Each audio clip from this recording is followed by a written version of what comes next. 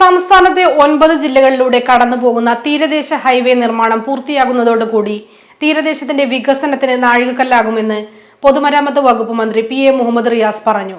താനൂർ മൊയ്തീൻ പള്ളി മുതൽ കൊടുങ്ങൽ പാലം വരെയുള്ള റോഡിന്റെയും പൂരപ്പുഴ ടിപ്പു സുൽത്താൻ റോഡിന്റെയും ഉദ്ഘാടനം നിർവഹിച്ച് സംസാരിക്കുകയായിരുന്നു അദ്ദേഹം.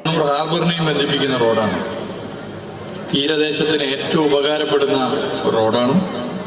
ജനങ്ങൾക്ക് ഹാർബറിലേക്ക് എത്രയും വേഗത്തിൽ എത്താൻ സാധിക്കുന്നതാണ്.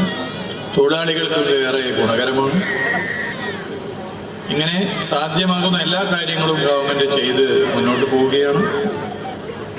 തീരദേശ ഹൈവേ, മലയോര ഹൈവേ, അതുപോലെ തന്നെ ദേശീയപാത വികസനം എല്ലാം യാഥാർത്ഥ്യമാക്കി സംസ്ഥാന സർക്കാർ മുന്നോട്ട് പോകുന്നു. കായിക ന്യൂനപക്ഷ ക്ഷേമ വകുപ്പ് മന്ത്രി വി അബ്ദുറഹ്മാൻ ചടങ്ങിൽ അധ്യക്ഷത വഹിച്ചു. മൊയ്തീൻ പള്ളി മുതൽ കൊട്ടുങ്ങൽ പാലം വരെയുള്ള 3.85 കിലോമീറ്റർ തീരദേശ ഹൈവേ താനൂർ മണ്ഡലത്തിലൂടെയാണ് കടന്നുപോകുന്നത്. 15.6 മീറ്റർ വീതിയുള്ള റോഡിൽ 7 മീറ്റർ വീതിയിൽ ക്യാരേജ് വേ, 1.5 മീറ്റർ വീതം ഇരുവശങ്ങളിൽ നടപ്പാത, 2.5 മീറ്റർ വീതിയിൽ സൈക്കിൾ ട്രാക്ക്, 1.55 മീറ്റർ വശങ്ങളിൽ വെള്ളച്ചാൽ എന്നിവയുണ്ട്.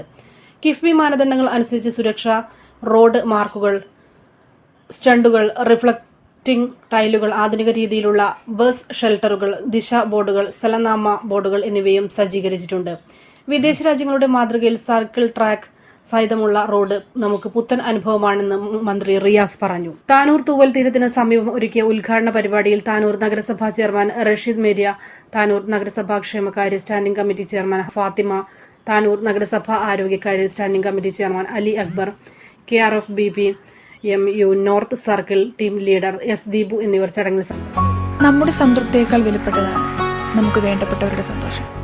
പരിശുദ്ധമായവ ഹൃദയപൂർവ്വം സമ്മാനിക്കുമ്പോൾ നമ്മുടെ സന്തോഷവും ഇരട്ടിയാകും. Dubai Golden Diamonds, Pride of Generations, India, Oman, Bahrain.